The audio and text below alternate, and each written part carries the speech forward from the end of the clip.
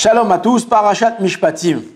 Alors c'est vrai que jusque-là, la Torah va nous raconter toutes sortes de récits extraordinaires avec tout le livre de Bereshit, avec la création du monde, Noah, Avraham, Yitzhak, Yaakov, Yosef, la descente en Égypte, et avec Parashat Shemot, alors l'esclavage égyptien, les Makot, la sortie d'Égypte, d'accord, plein de choses extraordinaires. Et à partir de Parashat Mishpatim, le récit s'arrête, et là, la Torah va prendre une autre forme, à savoir, elle va nous transmettre des lois. D'accord? Donc, Parashat Mishpatim, elle va commencer avec les lois qui concernent le Eved Ivri, l'esclave juif. En réalité, on trouve dans la Torah deux endroits où on parle de l'esclave juif. Il y a une fois dans Parashat Emor et chez nous Parashat Mishpatim. La différence entre les deux, c'est que dans Parashat Emor, on parle de quelqu'un qui s'est vendu en tant qu'esclave. Il avait des problèmes financiers, donc il va se vendre. Tandis que dans Parashat Mishpatim, on parle d'un esclave que le Bet Din, ça veut dire les juges, vont, à cause d'une certaine faute, vont vendre. Là-bas, dans Parashat Emor, ce qui est intéressant, la Gemara, dans Maseret Kiddushin, nous raconte comment est-ce que cet homme en est venu à se vendre. Alors, elle nous raconte qu'un jour, cet homme-là, il a voulu faire un petit peu du business, et qu'est-ce qu'il a fait? Il s'est amusé à vendre des pérotes de Jvi'i, des fruits de la 7e année de la Shemitah. Comme tout le monde le sait, la 7e année, les champs sont donnés à l'abandon, Efker, et chacun peut se servir comme il veut des fruits qui sont disposés dans le champ. Et qu'est-ce qu'il a fait cet homme-là? Il a pris des fruits et il s'est amusé à les vendre. En réalité, comme là-bas la Gemara nous explique, ce n'est pas une faute extrêmement grave, c'est grave, faut pas le faire, mais ce n'est pas une faute très grave. Alors, malgré tout, l'homme a commencé à faire une certaine faute. Et comme nous disent nos Chachamim en Pirkei Avot, Avera goreret Avera. Une faute entraîne une autre faute. Et donc cet homme-là, qu'est-ce qui va se passer? Il va commencer donc à continuer. Il va pas ressentir qu'il fait quelque chose de pas bien.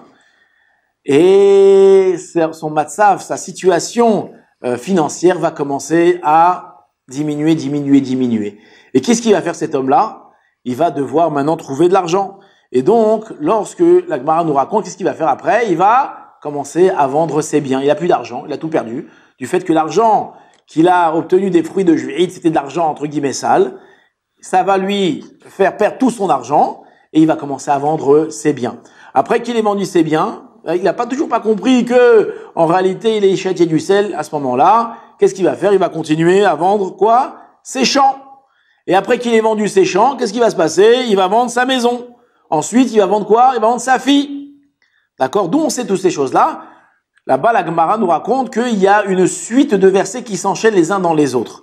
Et là-bas, Chachamim, il nous enseigne que c'est pour nous enseigner que cette faute-là, cette chose-là entraîne cette chose-là. Cette chose-là entraîne cette chose-là.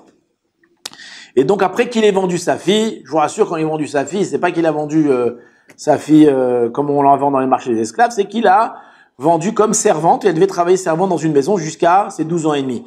Après qu'il ait vendu sa fille, ça lui suffit pas, il va faire quoi? Il va emprunter avec intérêt. Et c'est pas suffisant parce qu'il n'a pas de quoi rembourser. Qu'est-ce qu'il va devoir faire? Il va devoir se vendre lui-même. Et là-bas, la Gemara, elle continue, vous savez quoi? Hein? C'est pas seulement qu'il va se vendre, pas à son frère juif, il va se vendre à un étranger. Et pas seulement à un étranger, il va en venir à se vendre à qui? À un idolâtre. D'accord? Un idolâtre.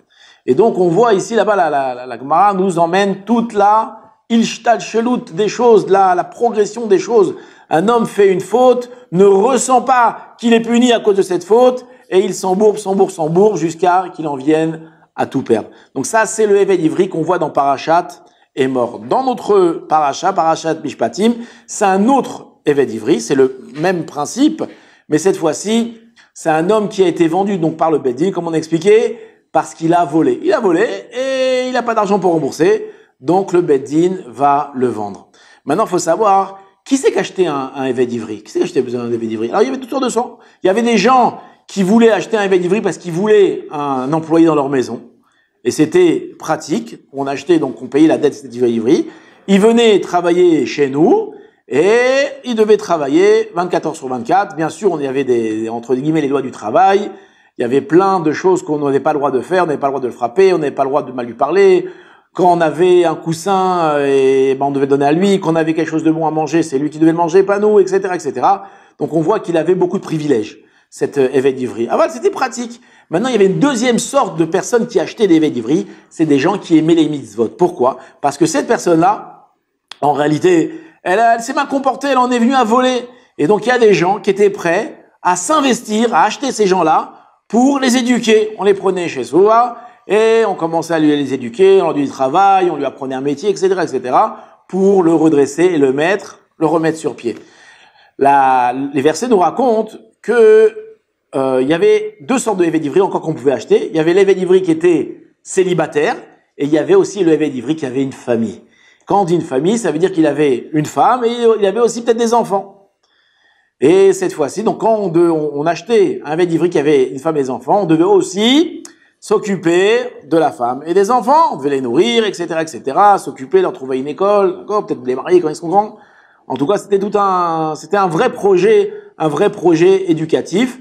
Et c'était mieux que la prison d'aujourd'hui où, malheureusement, dans la prison, on n'apprend pas grand-chose, on apprend à devenir un meilleur voleur.